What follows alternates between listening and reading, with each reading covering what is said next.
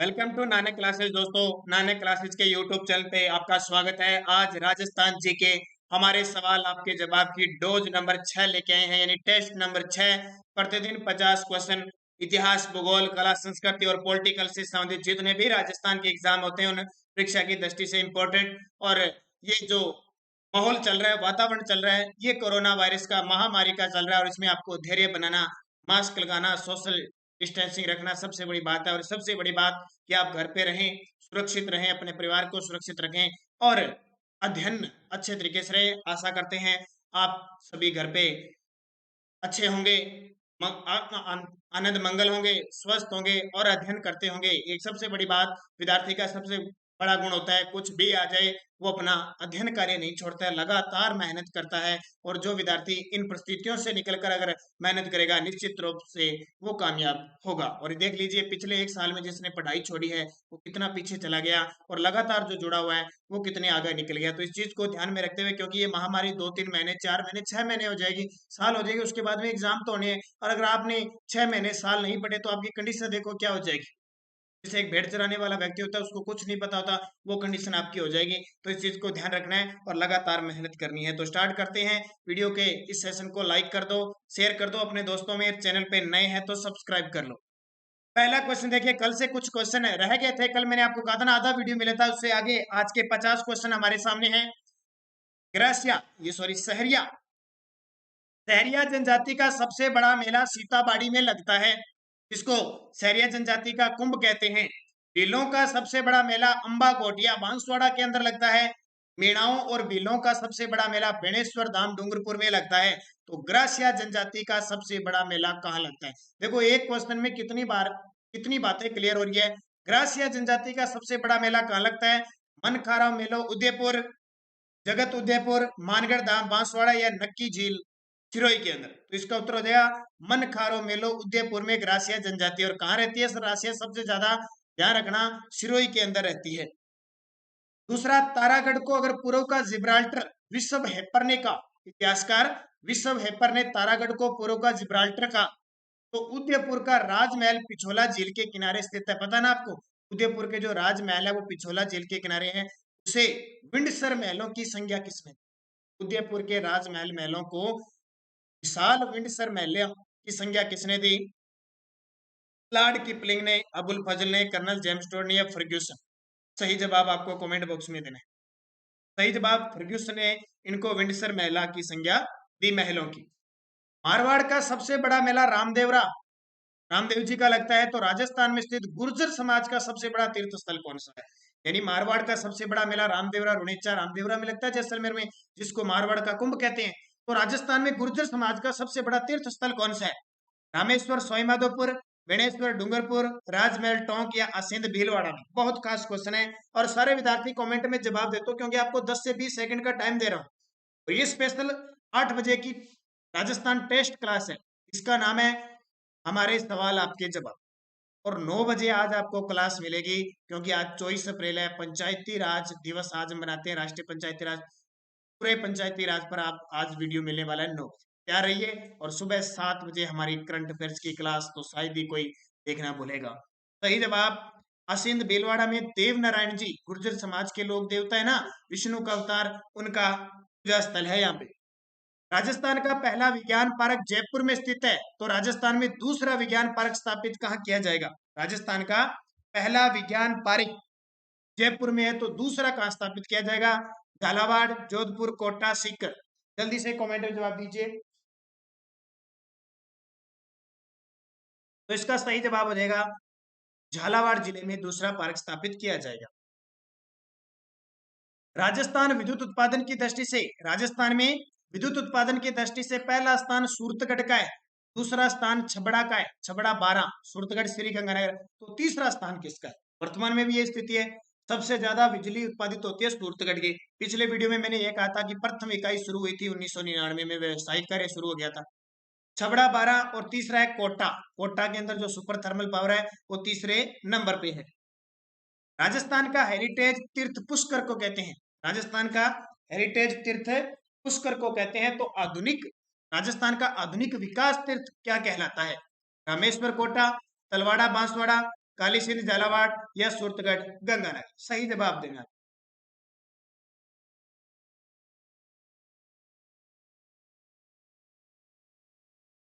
और पढ़ाई के साथ साथ आपके मन मस्तिष्क स्मरण शक्ति को बढ़ाना है तो सभी बच्चे ध्यान रखना, दूध पिया करो। क्या बना होता है? दूध जरूर पिया करो, चाहे सुबह पियो चाहे शाम, हमेशा। क्योंकि स्मरण शक्ति, पढ़ाई की जो स्मरण शक्ति, कहते हैं ना बादाम खाने से ताकत आती है, दिमाग बढ़ता है। तो बादाम तो खाते खाते हो दिमाग, लेकिन ध्यान रखना बादाम अकेला कुछ काम नहीं करता, ठोकर खानी भी जरूरी होती है। और बहुत सारे विद्यार्थी काफी लंबे समय से ठोकर खा रहे हैं, लेकिन ठोकर खाने के बाद भी अक्ल आनी चाहिए। कहने का मतलब, आप एक रास्ते में जा रहे हो और वहां कोई एक पत्थर पड़ा और उसकी ठोकर लगी, और आपको अक्ल ये आई कि उस पत्थर को यहाँ से उठा के किसी किनारे पर रखो ताकि किसी दूसरे को ठोकर ना लगे। ये तो होती है ठोकर खाने के बाद अक्ल आना। ठीक है, कई बार ठोकर खाने के बाद भी नहीं उठाते तो वो अक्ल आना नहीं होता है। तो दूध पिया करो जिससे स्मरण शक्ति बढ़ती है। ठीक है, ये बढ़ती है। और व्यायाम करा किया करो, आजकल तो बहुत दिन आपके पास है। तो इसका उत्तर हो जाएगा पुर्तगढ़ श्री गंगानगर को कहा जाता है। राजस्थान का प्रथम पवन ऊर्जा परियोजना अमर सागर जैसलमेर में है, और दूसरी पवन ऊर्जा देवगढ़ राजसमंद में है। तो तीसरा पवन ऊर्जा संयंत्र कहां पे? देखो एक क्वेश्चन में तीन तीन क्वेश्चन। राजस्थान का प्रथम पवन ऊर्जा परियोजना अमर सागर जैसलमेर में है, तो दूसरी पवन ऊर्जा परियोजना देवगढ़ राजसमंद में है। तीसरी कहां पे है? तो तीसरी ध्यान रखना कोटड़ा फलोदी जोधपुर के अंदर है।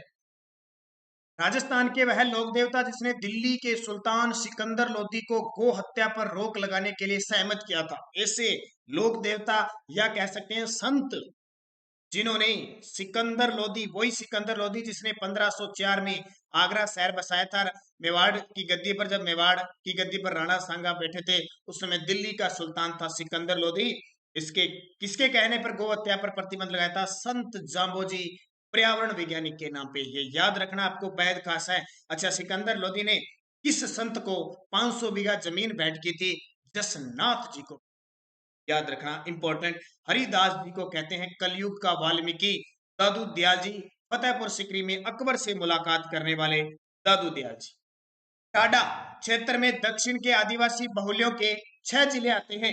तो माडा क्षेत्र में मीणा बाहुल्य के कितने जिले आते हैं? ये माडा क्लस्टर क्षेत्र है, अलग अलग जनजातियों के हिसाब से इनको सम्मिलित किया गया है, विकास के आधार पर बांटा गया है इनको।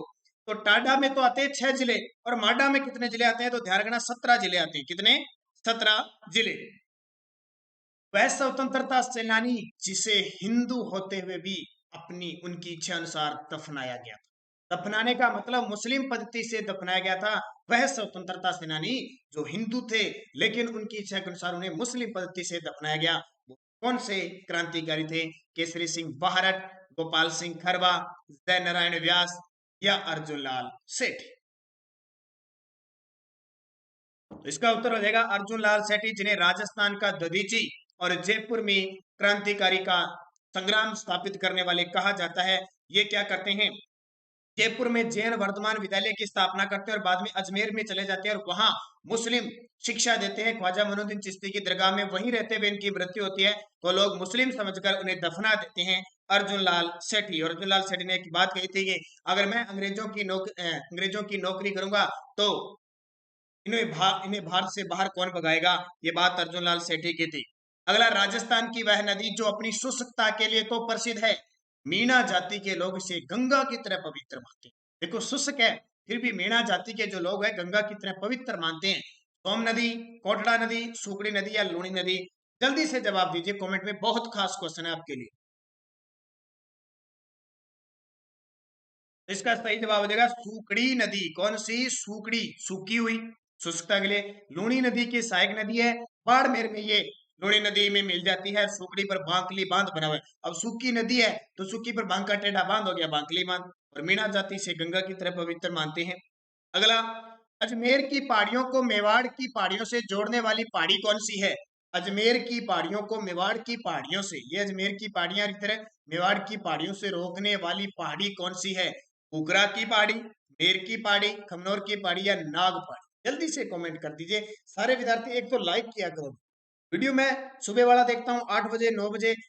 अब सुबह वाला मैंने आज अभी जो वीडियो देखा था कम से कम 1700 1800 लोग देख चुके हैं और 500 तक लाइक नहीं है भाई। आपका जाता कुछ नहीं है, आप वीडियो देखते हो पहले लाइक जरूर किया करो। लाइक का मतलब है हमें ये सांत्वना मिलती है कि हमारे द्वारा जो देखा गया वीडियो है वो आपको पसंद आया, बस इतनी बात है। और कोई लाइक देने से घर पे ट्रक आके अनाज का थोड़ी गिरता है कि आपने 500 लाइक किए तो 500 बोरी घर पे आ गई। लाइक का मतलब ये होता है कि हमारे द्वारा वीडियो जो दिया गया है आपको पसंद आए। आज सुबह मैंने देखा, आज सुबह वाला वीडियो देखो 1800 लोग देख चुके हैं, लाइक आपके 300 ही है। तो बाकी विद्यार्थियों को पसंद नहीं है या बस फॉर्मेलिटी कर। ध्यान रखना, एक अच्छे सच्चे नियत से आपको पढ़ना है और उसी के साथ सहयोग करना है। सहयोग मात्र से ही कारवा बनता है, ध्यान रखना। तो कुकरा की पहाड़ी है वो अजमेर की पहाड़ियों को मेवाड़ की पहाड़ियों से जोड़ती है। अब मेर की पहाड़ियां बता देता हूँ, या मेरू की पहाड़ियां मेवाड़ को मारवाड़ से अलग करती है। कमनौर की पहाड़ियों से बनास नदी निकलती है और नाग पहाड़ियों से लूनी नदी निकलती है। खेतड़ी का महल जो शेखावटी के महल के नाम से प्रसिद्ध है। खेतड़ी का महल कहाँ पे? झुंझुनू में शेखावटी महल के नाम से प्रसिद्ध है। इसमें लखनऊ के भूल भुलैया की झलक देखने को मिलती है और जयपुर के हवा महल की झलक देखने को मिलती है। किसने बनवाया था? ये कितना इंपॉर्टेंट है। खेतड़ी के महल का निर्माण किसने करवाया था? खेत सिंह ने, अजीत सिंह ने, उमेद सिंह ने या भोपाल सिंह? और इस महल में आपको पता है स्वामी विवेकानंद भी रुके थे एक बार। तो महाराणा भोपाल सिंह ने इसका निर्माण करवाया था। जयपुर के आसपास का क्षेत्र डूंड नदी के कारण डुंडाड़ कहलाता है। कहते हैं ना डुंडाड़ क्षेत्र, तो वहां डूंड नदी बहती थी, डूंड नदी के कारण डुंडाड़ कहलाता है। तो माही नदी वाले भाग में घने जंगल व पुष्पों के कारण, पुष्प है, घने जंगल है, तो क्या कहा जाएगा? तो पुष्प क्षेत्र कहा जाएगा। अब देखिए कितना बड़ा प्रश्न है, हालांकि बड़ा प्रश्न है लेकिन इसमें इतने क्वेश्चन है। 48-48 का संयोग है। देखो 1948 में राजस्थान का प्रथम एकीकरण मत्स्य संघ का निर्माण हुआ था, पता है आपको। 1948 में गांधी जी की हत्या 1948 में हुई। 1948 में ही गांधी जी के चहते पटामी सीतारमैया की अध्यक्षता में राजस्थान का एकमात्र कांग्रेस अधिवेशन जयपुर में आयोजित किया गया। अनुच्छेद 48 का संबंध कृषि व पशुपालन के आधुनिकीकरण से है। अनुच्छेद 148 का संबंध सार्वजनिक धन के संरक्षक यानी सीएजी नियंत्रक व महालेखा परीक्षक से है, जो वर्तमान में गिरीश चंद्र मुर्मू है। अनुच्छेद 248 का संबंध अवशिष्ट शक्तियों से है। तो 3 अनुसूची है ना, अनुसूची 7 में संघ सूची, संघ सूची, संवर्ती सूची, राज्य सूची, अवशिष्ट सूची ये है। और अनुच्छेद 348 का संबंध क्या? देखो 48 48 48 48 48 48 48 के संयोग। अब आपको ये बताना है अनुच्छेद 348 का संबंध किससे है? न्यायालयों की भाषा अंग्रेजी में होने का प्रावधान है, राष्ट्रपति की शक्तियां है, लोकसभा में अध्यक्ष की नियुक्ति है, या संविधान संशोधन की प्रक्रिया। इतने सारे क्वेश्चन एक साथ तैयार हो गया। सही जवाब आ जाएगा न्यायालयों की भाषा। न्यायालयों की भाषा अंग्रेजी में होने का प्रावधान अनुच्छेद 348 है। अब देखिए फिर 59 का समीकरण बन गया। 1459 में राव जोधा द्वारा जोधपुर की स्थापना की गई। 1559 में राणा उदय सिंह द्वारा उदयपुर की स्थापना की गई। 1659 में औरंगजेब ने अपने भाई दारा शिकोह को दोराई के युद्ध में हराया था। 1859 में बंगाल में नील विद्रोह हुआ। 1959 में काजरी की स्थापना जोधपुर में हुई और पंचायती राज की स्थापना हुई 1959 2 अक्टूबर 1959 को नागौर के बगदरी गांव से। इसके बारे में आज 9 बजे हम पढ़ने वाले हैं बढ़िया तरीके से। अनुच्छेद 59 में राष्ट्रपति के निर्वाचन की शर्तें हैं कि राष्ट्रपति का निर्वाचन कैसे होता है। और अनुच्छेद 159 क्या कहता है इसके बारे में बताएं। राष्ट्रपति के शपथ का प्रारूप है, उच्च न्यायालय के न्यायाधीशों की नियुक्ति है, आंग्ल भारतीयों का मनोनयन है, या राज्यपाल की शपथ का प्रारूप। 159 में आपको बताना है, बाकी तो मैंने 59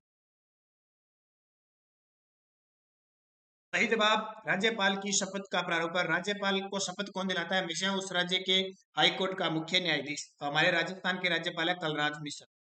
1857 ईस्वी के स्वतंत्रता संग्राम में अंग्रेजों का साथ देने के लिए अपनी रियासत की सीमाओं को भी पार करने वाला शासक यदि सरदार सिंह है। बीकानेर का सरदार सिंह राजस्थान में सहायता करता है, बाहर भी जाता है ना, इधर हिसार सिरसार इधर जाता है। अब क्या है कि 1900 ईस्वी में चीन युद्ध में भाग लेने पर चीनी पदक प्राप्त करने वाला राजस्थान का एकमात्र शासक कौन था? 1900 में चीन युद्ध में भाग लिया था, तो चीनी पदक प्राप्त करने वाला गंगा सिंह, बीकानेर से। राजस्थान का सबसे नवीन दुर्ग लोहागढ़ भरतपुर का दुर्ग है, मिट्टी का किला है। तो वर्तमान राजस्थान का सबसे प्राचीन वह दुर्ग जिसका निर्माण परमार शासक, देखो प्राचीन तो भटनेर का दुर्ग भी है, चित्तौड़ का भी है, लेकिन यहाँ जिसकी बात कर रहे हैं उसका उत्तर देना है कि जिसका निर्माण परमार शासक वीर नारायण ने करवाया हल्देश्वर पहाड़ी पर 10वीं शताब्दी में। इतना हिंट और दे दिया, जहां खिलजी आक्रमण हुआ था और कान्हड़ देव के भतीजे शीतल देव का शासन था। यानी जहां 1308 में खिलजी अलाउद्दीन खिलजी ने आक्रमण किया था और उस समय उस दुर्ग पर कानड़ देव के भतीजे शीतल देव चौहान शासन चला रहे। कौन सा दुर्ग हो गया? इतनी बात बताने के बाद आपको समझ में आ गई होगी कौन सा दुर्ग हो जाएगा। सिवाना दुर्ग बाड़मेर के अंदर 1308 ईस्वी का साका हुआ था।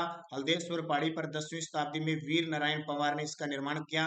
2 साके हुए थे जिनमें प्रमुख था शीतल देव चौहान और पत्नी मेणादे के नेतृत्व में यहाँ पे जौहर हुआ था। और अलाउद्दीन खिलजी ने इस दुर्ग का नाम रख दिया हेराबाद। उद्देशाही, अमरशाही और हुंगरशाही आदि पगड़ियों के प्रकार है। उद्देशाही, अमरशाही और हुंगरशाही पगड़ियों के प्रकार है तो खाकसा, उमा, चोखलिया, दुखलिया किसके प्रकार है? चोखलिया, दुखलिया, खाकसा, उमा। टोपी के प्रकार है, घास के प्रकार है, हवेलियों के प्रकार है या तोपों के प्रकार है?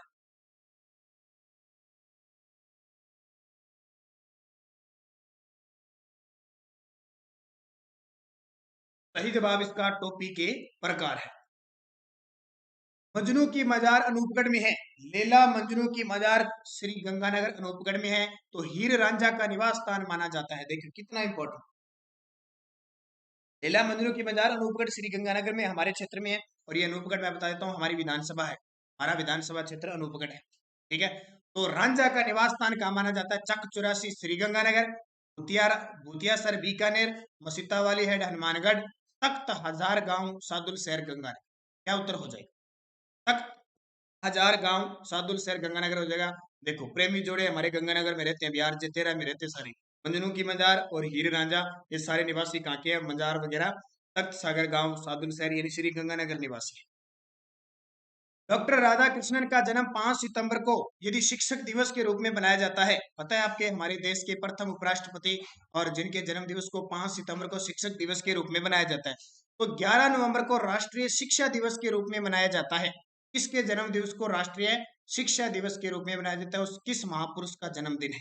बताइए आपको।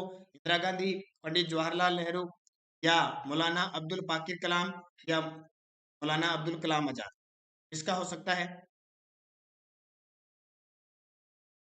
मौलाना अब्दुल कलाम आजाद। याद रखना हमारे देश के प्रथम शिक्षा मंत्री थे। प्रथम जल विश्वविद्यालय अलवर में है। प्रथम जल विश्वविद्यालय है वो अलवर में है। और जल महलों की नगरी डीग भरतपुर को कहा जाता है। तो रेगिस्तान का जल महल किसे कहते हैं? देखो एक क्वेश्चन में कितने कितने क्वेश्चन आपके लिए। तो कमेंट में सारे विद्यार्थी जवाब दें। जो लाइव देख नहीं पाते हैं वो बाद में भी देखें और कम से कम जितने भी विद्यार्थी अपने सहपाठियों को साथ में जोड़ा करो, मित्रों को, ताकि कम से कम 100 विद्यार्थी हमारे लाइव रह सके। सही जवाब बट्टाडू। बट्टाडू का कुआं बाड़मेर है, उसे रेगिस्तान का जल महल कहते हैं। हवा महल की पहली मंजिल शरद मंदिर है। देखो हवा महल बना देता हूँ, बहुत खास है, एग्जाम में आया हुआ है, पहली और अंतिम पूछी जाती है। हवा महल 5 मंजिला है। एक तो ये याद रखना कितने मंजिला है? 5 मंजिला है। मंजिल यहाँ पे नीचे से स्टार्ट होती है, वैसे मैंने ऊपर लिख दिया, ध्यान रखना। हवा महल की पहली मंजिल शरद मंदिर, ठीक है। दूसरी मंजिल रत्न मंदिर, तीसरी मंजिल विचित्र मंदिर, चौथी मंजिल प्रकाश मंदिर है। तो 5वीं मंजिल क्या कहलाती है? बहुत इंपॉर्टेंट है, एग्जाम में पूछा जा सकता है। हवा महल की अंतिम मंजिल कौन सी है? हवा मंदिर, याद रखना। अर्धशतक, ये अर्धशूषक है, ध्यान रखना। अर्धशूषक मैदान को राजस्थान में वागड़ कहा जाता है। अर्धशूषक मैदान को राजस्थान में वागड़ कहा जाता है, लेकिन राज्य के दक्षिण में स्थित वागड़ प्रदेश को बांसवाड़ा डूंगरपुर में विभाजित करने वाला शासक था। अर्धशूषक मैदान को राजस्थान में वागड़ कहा जाता है, लेकिन राज्य के दक्षिण में स्थित जो वागड़ प्रदेश है, जिसको हम डूंगरपुर, बांसवाड़ा, वागड़ या वागड़ भी कहते हैं, वो इसको किसने विभाजित किया था? तो ध्यान रखना रावल उदय सिंह के द्वारा विभाजित किया गया। मैं एक मुट्ठी भर बाजरे के लिए हिंदुस्तान की बादशाहता खो देता, यह कथन शेरशाह सूरी ने मालदेव से हुए गिरीशमेल युद्ध के दौरान कहा था। तो इस युद्ध की जानकारी किस ग्रंथ में? इतना इंपॉर्टेंट है। एक मुट्ठी भर बाजरे के लिए हिंदुस्तान की बादशाहता शेरशाह सूरी ने कहा था मालदेव के 2 सेनापति जेता और कुंपा के साथ लड़ते हुए 5 जनवरी 1544 को। तो इस युद्ध की जानकारी कहाँ से मिली? पद्मावत, कन्नड़ देव प्रबंध, तारीख ए शेरशाही या उर्द ए शेरशाही? तारीख ए शेरशाही में इस ग्रंथ की जानकारी मिलती है। आदिवासी क्षेत्रों में जनजातीय अभियान चलाने के कारण मोतीलाल तेजावत को आदिवासियों का मसीहा कहा जाता है। हम सुना ना, बावजी, आदिवासियों का मसीहा, मेवाड़ पुकार, ये सब मोतीलाल तेजावत की है। लेकिन गोविंदगिरी बिलों में चलने वाले जन जागृति अभियान को क्या कहा जाता है? गोविंद गिरी के द्वारा बिलों में जो जन जागृति अभियान चलाया गया उसको क्या कहा जाता है? एकी आंदोलन, भगत आंदोलन, जाट आंदोलन या मीना आंदोलन? जल्दी से कमेंट में जवाब दीजिए। स्पेशल आपके लिए क्वेश्चन बड़े शानदार तरीके से और इतनी मेहनत करके, मान के चलो 3-4 घंटे इसमें स्पेशल पहले तो इस प्रकार के क्वेश्चन तैयार किए गए हैं, फिर आपको वीडियो में देखो इतना बताया जा रहा है। तो आपको ये वीडियो कैसा लगा ये मुझे जरूर बताओगे, और वीडियो को लाइक शेयर सब्सक्राइब जरूर करें चैनल को, ताकि आगे जितने भी, और टेलीग्राम ज्वाइन कर लीजिए। हमारा वीडियो के डिस्क्रिप्शन में लिंक है टेलीग्राम ऐप, जिसने डाउनलोड नहीं किया प्ले स्टोर से डाउनलोड कीजिए टेलीग्राम।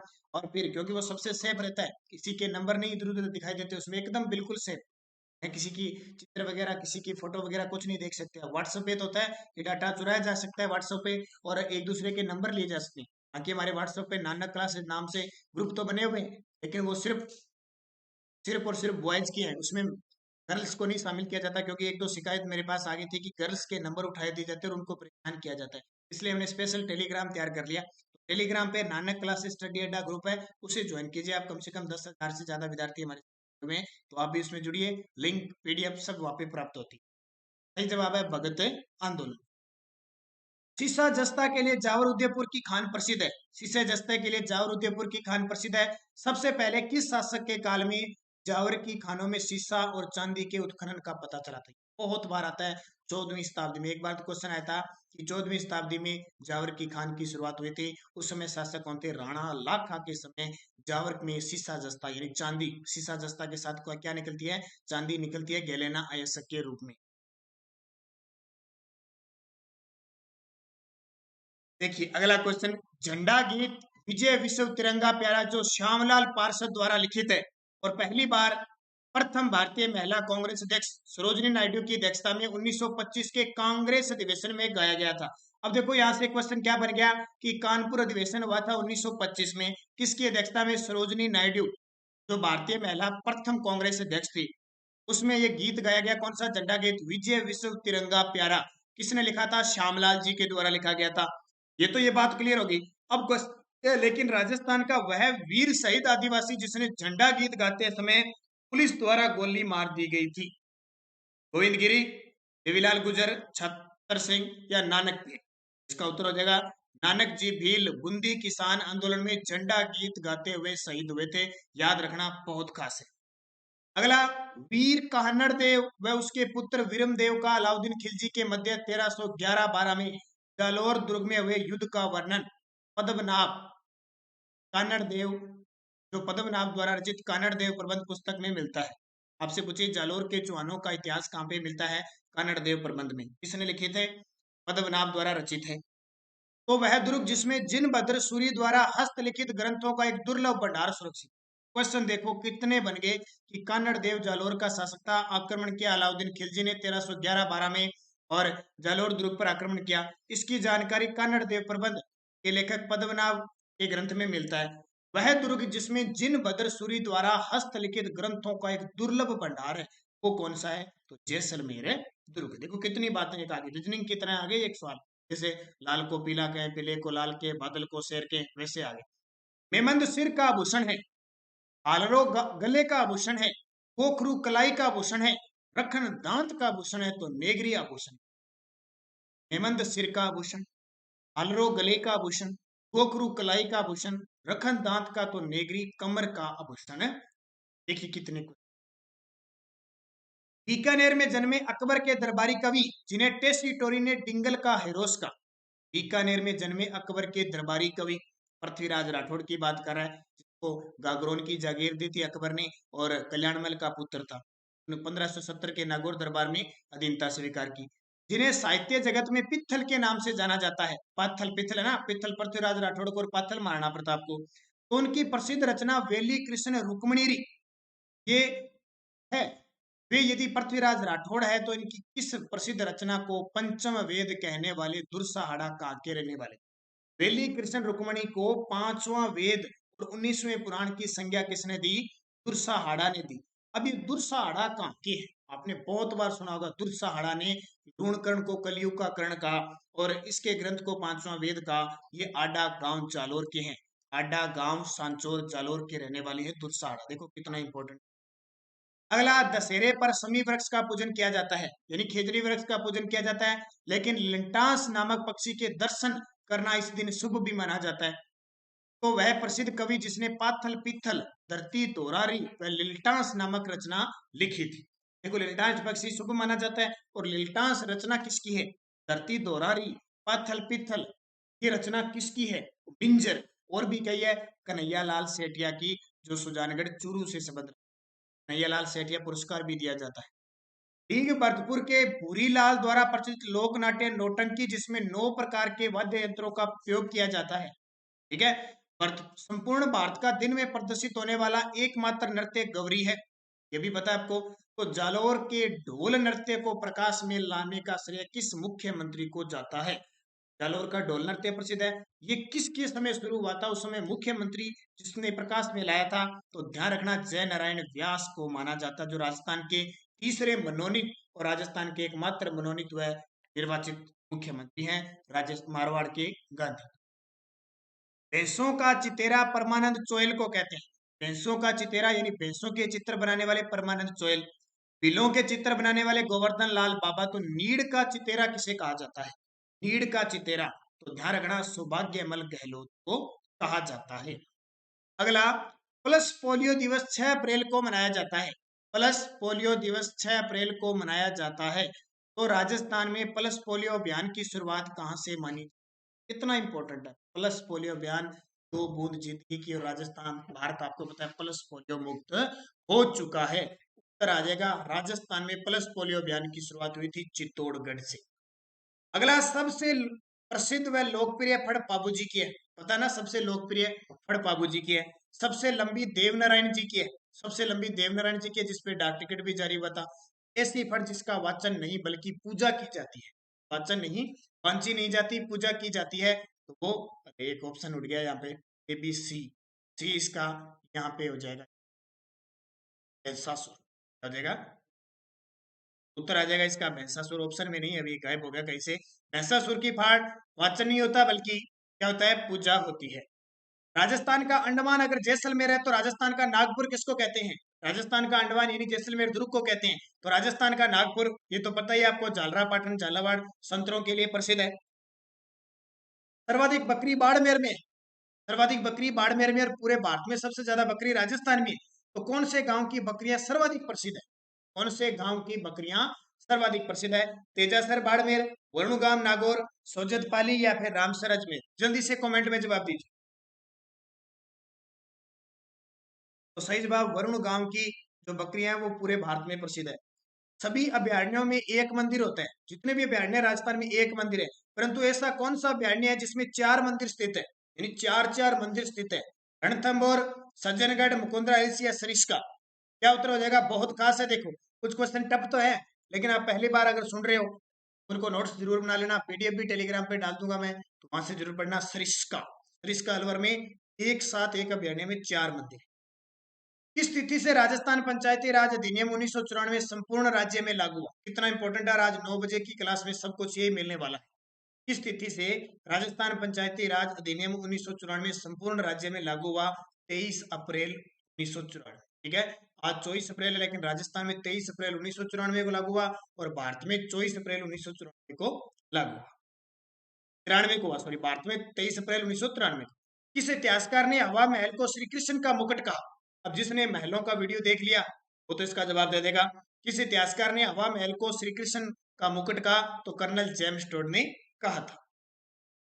डूंगरपुर रियासत में शिक्षा प्रेमी नाना भाई खाट 19 जून 1947 को, और कालीबाई 21 जून 1947 को अध्यापक श्री सेगा भाई को बचाने के खातिर शहीद हुए थे। यह कांड किस नाम से?